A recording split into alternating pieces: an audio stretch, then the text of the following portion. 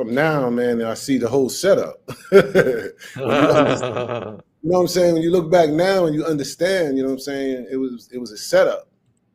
You know what I'm saying? None of that stuff was put in our community for us to benefit. You know what I'm saying? So looking back, I wish I'd have known some things. I was tricked. I was bamboozled. But the funny thing is, nobody never told me to get into this life in the street. Everybody that I was around always strictly talked about, yo, stay in school, get an education, stay in school. So, it's just the choices that you're going to make coming up. That's all.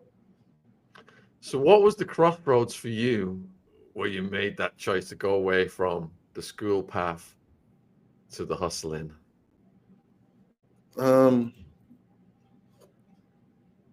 It was the power of money. Those were the crossroads. Like I said, I've been hustling since 10, 11 years old, from newspapers to going to store for older people. It always was a hustle about having money. I knew having money bought me clothes. Having money bought, it controlled things for you. I knew that very early that, even just in public school, going, buying lunches, buying candy, buying this, having the money to do what I wanted to do. At some point, I just got to a crossroads of like, this is it. Like, sitting in class ain't gonna do it. I was good at basketball. I should have stayed in, my coach tried to help me out and stay in school and change me to different schools and programs, but I just didn't see the value of sitting in a classroom at all. So those were the crossroads. I'm gonna be sitting here listening to a teacher that's probably making 30, 40,000 a year, and I'm making $1,000 a day almost. So those were the crossroads. You never know what happens. I went to college and university, and my dumbass still managed to get arrested.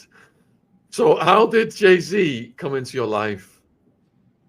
So, like I said, 4th grade, I was going to school. We come from the same building, same floor. And one day when I moved into Marcy and I was going to school, I seen Jay walking to school. And I used to see them walking to school. I used to see him. I never knew he used to live in my building. I used to go to school with another guy and stuff, me and him used to walk to school together because we used to have to walk through a territory of gangs. And when we walked through those gangs and stuff, we used to have problems with them.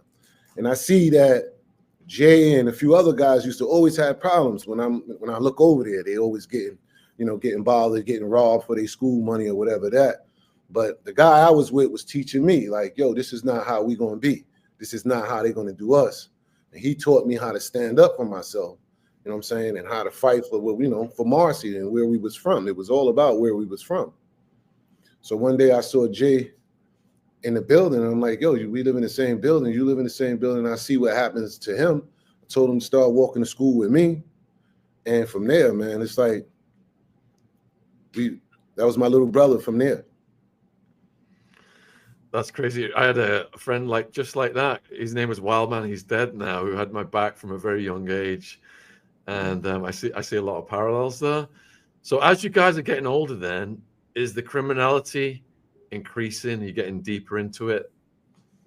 As we're getting older, I'm getting more into the street. I used to work for my stepfather and clean up his club. My stepfather was one of the biggest hustlers in Brooklyn as well. But I used to always watch and keep an eye on things when I'm working in the club, clean things up. So I kind of knew, from watching how things work. You know what I'm saying? I knew that whatever, what was in these aluminum foils, they was worth a certain amount of money. And I saw the transaction. As a little kid, I always was observant. So one day I found some drugs. And when I found some drugs, I knew what it looked like. I thought I knew how to package it.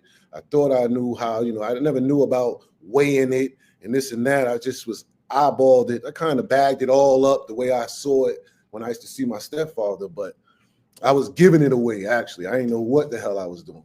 And while I was doing that, it created a clientele. And when they created the clientele and shit, I just knew I started growing bigger and bigger. And like I didn't even think about re-up money. Like, how was I going to get new drugs in this thing? Only thing I thought about was just selling it. And every day me and Jay would just spend the money, buy sneakers, buy clothes, you know what I'm saying, go to McDonald's. And that was the thing. And that set me out. So when I finished that, and then with nowhere else to go, I created a clientele. And then that's when Spanish, a good friend of mine that watched me grow up, Spanish Jose, which Jay mentions in A Reasonable Doubt, you know what I'm saying? He approached me with a good deal, and showed me the real game on how it works. And I never ever looked back from there. That was it from there. And everywhere I traveled, I made sure I had Jay with me, because things got bad for me in New York at one time. My mom saw me in the streets. She saw me taking this turn. She tried to relocate me. So I moved out of New York to Jersey, Trenton. And when I got in Trenton, it was more saturated. It was way more saturated with drugs and hustlers in Trenton. And, you know, that was just like the college of hustling for me when I got to Trenton.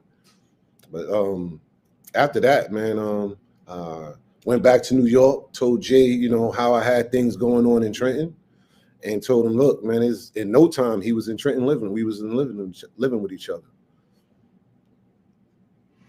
So as you're rising up like that, you've got to get in some scrapes together. Have you got any stories of scrapes you and Jay were in? What you mean scrapes? Situations. Oh man, I mean, situations come with that. You know what I'm saying? But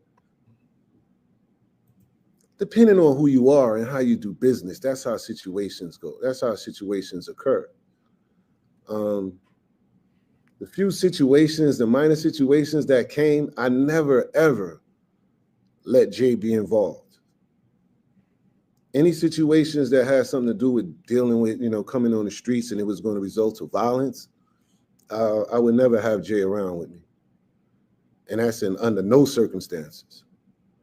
So, you know, I remember getting into shootouts over territory in Jersey and told Jay to go home for a little while till things, you know, calmed down. But that was just like a situation where I wouldn't want my little brother in. So most of the situations we probably had that I had, man, I handled on my own and didn't want him involved. Because you got to understand, like, when we left New York as teenagers, you know what I'm saying? That was one thing that his mom had asked me, like, you know, make sure that my boy is okay. Make sure that my son is all right.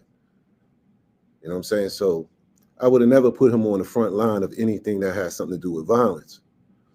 Plus, that's how my mom looked at him as a little son, and he looked at us as my little brother. So I wasn't going to let nothing happen to him. So, you know, earlier you said you met at school and now you've jumped. How long were you guys doing these things together?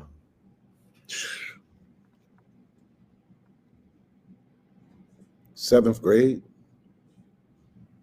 6th, 7th grade.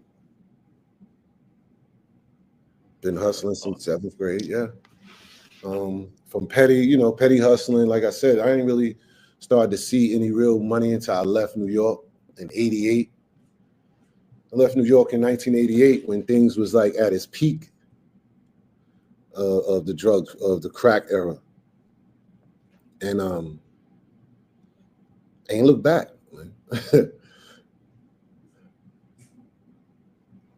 You ain't look back. I ain't look back. I mean, it only got bigger. And like I said, even down to the violence of me getting shot for him, when you mentioned in the title. And these are the things that come with that street and the drug game. It was unfortunately that my connect set me up, but like I said in certain, you know, in past interviews, man, it wasn't about me trying to be no hero or nothing. It's just the simple thing that I was responsible for him. So I had to get him out of there, and I ended up getting shot. All right, before we get to that, So it sounds to me like, and I've heard you previously talk about Jay-Z as being more like a chess player. Hmm. What was he contributing to your business operation? I mean, as a little brother, the small things. Hey, I need you to do that. Hey, I need you to do this. You know, go collect that money from them over there. Hey, you know, those, you know, he would have his little, you know, build his little crew up and put, you know, participate too as well. I would never say he didn't hustle at all. And he showed up when I needed him. When, you know, when it was time when I needed him, he showed up. You know, he had definitely had a different way of hustling than me.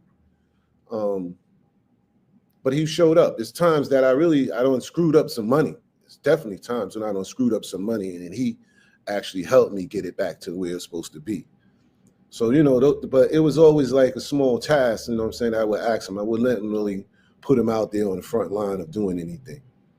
And if I would have asked, he would have had no problem doing it. You know what I'm saying? I would never say he was a punk or nothing, but he wouldn't have no problem doing it. You know, I think he would have did it just to prove it to me. You know what I'm saying? But, you know. Would you say that it was you and him running it, and then you had other people working for you guys? Say again? Would you say that it was you and him running the business, and then you had other people working? You had other people working for you guys. That's how it was structured.